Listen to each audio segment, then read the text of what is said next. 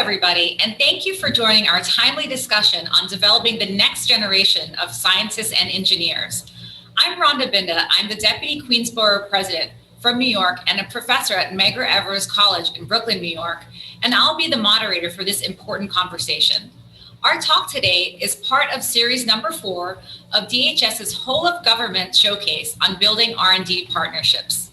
Before we get started, let me share some brief context. This will be an open discussion on how research and technology development will change over the next 20 years and what skills will be needed for DHS to execute its mission. The talk is about building the bridges for the future and communicating what is needed from government, industry, and academia to develop the scientists and engineers of the future. We want you to understand how the department is thinking differently and more inclusively about social sciences, diversity, policy, R&D funding, and knowledge of emerging tech solutions and our evolving security landscape. S&T's minority serving portfolio is building a pipeline of dedicated students and faculty representative of the country they wish to serve, who are qualified, experienced, and ready to begin careers in homeland security fields. Our expert panel is ready to go, so let's get started. I'll now introduce our panel. Dr. Angeline Spalding Flowers, who is a professor of Crime, Justice, and Security Studies Program, Division of Social and Behavioral Sciences at the University of District of Columbia, UDC. Dr. Gary Jones, who's the Associate Chief Technology Officer of the Chief Technology Office at the U.S. Department of Homeland Security's Cybersecurity and Infrastructure Security Agency, CISA.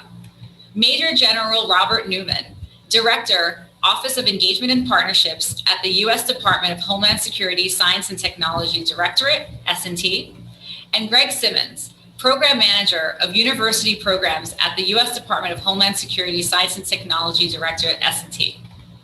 So let's start our brief discussion. Our first question is directed for Greg.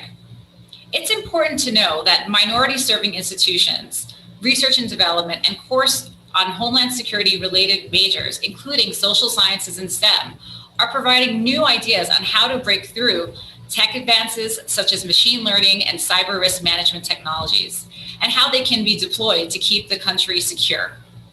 Greg, how is S&T's Office of University Programs opening new doors to hands-on research, experiential and career opportunities, and how does this benefit the department? Thank you, Greg. Well, Rhonda, that's a great question. First, thanks for partnering with us and moderating this forum this afternoon. I really appreciate it. But what I have to say is we're pretty excited about the programs within S&T that are specifically engineered to provide access and opportunity for students and faculty at minority servicing institutions, to include HBCUs, HSIs, and tribal colleges. So when I talk about access, we want to expose MSIs to the innovative and cutting-edge DHS research and development efforts that our components and our labs are working with. And those are areas that the public may not be aware of from the things they see in the headlines. Additionally, we want to provide opportunities and mechanisms for MSI faculty and students to fully participate in the research which will go to expand the nation's research capacity, and will also provide MSIs students the knowledge, the skills, and quite frankly, the professional experience that will make them ideal candidates for employment opportunities anywhere within the Homeland Security enterprise, either public or private. Specifically, we accomplish these goals through our ever-expanding partnerships with MSIs through grants, paid internships, because we need the unique perspectives and experiences of MSIs to address the emerging threats with different ideas and approaches. We can't be wedded to how things were done in the past. Greg, that's so exciting to hear. Gary, we'd love to hear from CISA's perspective as well. Well, thanks, Rhonda. So just to add on to what Greg's saying, so what S&T's really done is really established a great pipeline for cyber talent. I mean, that is invaluable to CISA. I mean, that is something, cyber is such a large field, and it's so diverse in the sense of all the feeder majors and just career opportunities that are available. We have, we need engineers, we need economists, we need social scientists, and other disciplines that kind of represent cyber. And all of these, not only help us to understand and collect the right data that is needed to analyze cyber threats, but we're able to make the right decisions from that data to really evaluate our cyber risks. So I think that establishment of that cyber talent and pulling from that is paramount to what the university programs has established. Thank you. Well, thank you for all the work you're doing in building that pipeline. Thank you for getting this conversation started, Greg and Gary. Next, I'd like to direct this question to Dr. Flowers. Can you talk about how new partnerships and different perspectives are reducing barriers and accelerating access to research and technology development investments? Yes. Let's start with the fact that this is a diverse nation, and partnering with MSIs in particular, gives government and industry access to a wealth of overlooked talent in building the homeland security workforce that looks like the nation it protects. Also, innovation is useless if people are resistant to its use. So a workforce that's diverse can help identify potential barriers in advance before you go into an expensive rollout that may need to be redone or modified. Also, MSIs are future focused. We are not educating students for the world of today, but for the world of tomorrow. And the unique contribution that MSIs bring to that is that we focus on underserved and underrepresented communities that are increasingly a large part of this nation. And this is helpful to the government and to industry because these individuals are concerned with their very time-consuming day-to-day operational tasks. We can provide the research resources and the workforce pipeline developing scientists that can help support what they're doing. So I'm a social scientist, but my program is interdisciplinary, and we have a lot of cyber capabilities and capacity built into our program. And one example of this is this exciting new partnership we have with CIRI, which is a DHS Center of Excellence, Critical Infrastructure and Resilience Institute. And we are engaged in a multi-year, multi-part project that's focusing on strengthening emergency support services by looking at community level social determinant factors, and then using those to build computer-based multi-agent models, as well as predictive prototypes to help support the overall mission as a whole. Well, thank you, Dr. Flowers. And sitting here in Queens, where we have the most diverse workforce, and I would say probably the most diverse place, if not in the country, in the world. We have about 190 different countries represented right here in Queens, and over 390 different dialects. And so we know here that diversity matters, and we look forward to partnering with you and really leveraging our 8 colleges and universities to work on building that workforce of the future. So we're getting close to time. And Greg, to you first. We'd love to talk a little bit more about S&T's workforce development initiatives and how they are advancing the administration's priorities to reduce R&D racial and gender inequities, and how MSI leaders at UDC, at Medgar Evers, are engaged in forward-leaning tech transfer projects that strengthen the competitiveness and security of the U.S. Rhonda, so that's another area that S&T that we're excited to discuss. You know, we have a host of opportunities that are tailored to connect MSIs with our DHS partners, and working in the private sector that are, you know, expanding and working on innovative technologies to promote a capability for our components. So we're working a host of programs that will connect MSIs with the work of DHS, not just participating in the research or data collection. We want MSIs up and down that spectrum.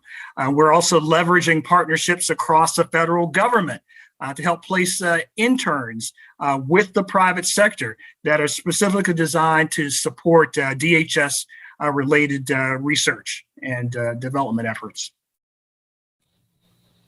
Thank you. General Newman? I'd like to echo, Rhonda, what Greg and Dr. Jones and Dr. Flowers commented on. I can tell you that the office that I lead at S&T focuses on engaging and partnering with agencies and organizations that are outside the Department of Homeland Security. We just concluded about a 4-month working group where we examined not only the technologies of the future workforce, but also what our future workforce would look like. And we came to the conclusion that we need to engage through what has been the common theme, partnerships, internships, and industry exchanges to ensure that we reach out to all the MSIs and HBCUs and all the other institutions that have been overlooked in the past, to capitalize on the talents that's there and to ensure that we have facilitated their engagement with us and the ability to bring those students on board. So we're excited about the opportunity that's been identified from the studies that really reinforce what our speakers have spoken about before. Dr. Flowers, would you like to add anything? Yes, I would. You know, as a nation, we can build back better and faster by reaching out to MSIs with opportunities for research and partnerships. One example is a partnership that we engaged in. We had a critical infrastructure course, and an industry partner came in and they developed a virtual reality simulation using VR headsets to create a totally immersive experience for our students. And, you know, this also has utility for the existing workforce in terms of, you know, ongoing professional development training. And also in terms of research that, remember, supports workforce efforts, academics are really good at threat identification. And the issue that MSIs often face is, how do we get that research to government and industry in a timely manner? And S&T's initiatives have enabled us to access and engage with potential partners in this regard and to build a research portfolio. That's so cool. Thank you, Dr. Flowers. We have just about 1 or 2 minutes remaining.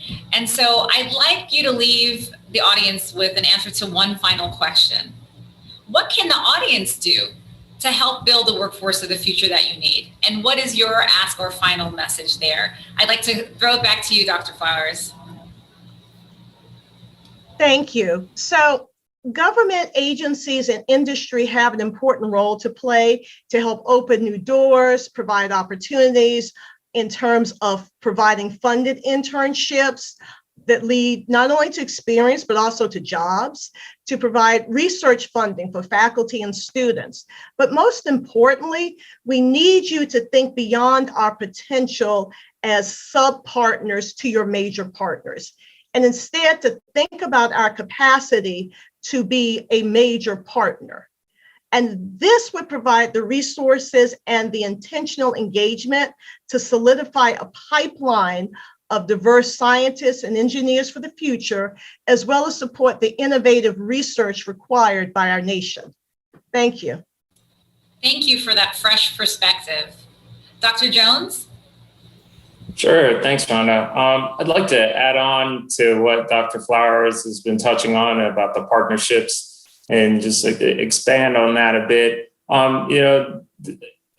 The government needs to establish some programs that, talk to rotations, rotations within, the private industry and, exchanges, having the government personnel go to private industry, having private industry come into the government space to not only learn, but to work with your government personnel and contact. We want to exchange roles to, keep the workforce interested, to understand what are the threats in private industry, for private industry to understand what are the government threats. So they might be in common sometimes, but they're sometimes very different in the rules that we have to follow within the government sector. Knowledge for, on both sides will not only help to increase the R&D funding, but, promote workforce interests and actually, really help the cyber sector push forward and understand what are the future threats for both sides. So I think we really have to try to get that partnership on the private sector and the government sector and that exchange of not only personnel, but information. Thank you. Thank you. I love that. Deeper relationships, more rotational basis. I appreciate that, Dr. Jones. How can the audience help? I'd love to hear from our Major General Newman. Rhonda, thank you. I think that it's important for our audience to know that there is a renewed interest in partnering with MSIs, particularly in the science and engineering field. And I just encourage everyone listening to this to reach out to my colleague, Greg Simmons, or myself, and let us work with them. We have got an identified need for scientists and engineers in the fields in which we're working right now. And with the interest of S&T and reaching out to MSIs, I think that there's a lot that can be done if we're just working together on this. Thank you. Greg, can you wrap us up? Rhonda, my pleasure. First, I just like to thank you for partnering with us and moderating this forum. It's been a real pleasure to be involved with this and with my colleagues. I'd say that I'm in total agreement with the sentiments expressed so far. If I had to ask our audience for one thing, I would be hopeful that they would encourage leaders from both government and MSIs to remain committed to supporting these initiatives over the long haul. It's essential that we have buy-in to ensure that these partnerships that we've been talking about are maintained throughout. Secondly, I would also hope that more of my colleagues in government would consider becoming a mentor to students, either formally or informally, to help that next generation. It doesn't take much to encourage others, and you can never imagine how much impact you might have if you could influence or encourage someone's future profession. So those are the two things that I would like to leave with as we wrap up. So again, Rhonda, thank you so much for helping us today. That was so great. We're out of time. Thank you, everybody. Going forward, S&T looks forward to continuing this important conversation and bringing in more partners. We have a follow-up slide for you to learn more about S&T University's research, workforce initiatives, and the DHS Showcasing Program. On behalf of Dr. Angeline Spalding Flowers at UDC, Dr. Gary Jones at CISA, General Newman at DHS S&T, and of course, Greg Simmons at DHS S&T, and myself and Queensborough President Donovan Richards Jr. Thank you again for joining our DHS's Whole of Government R&D Showcase.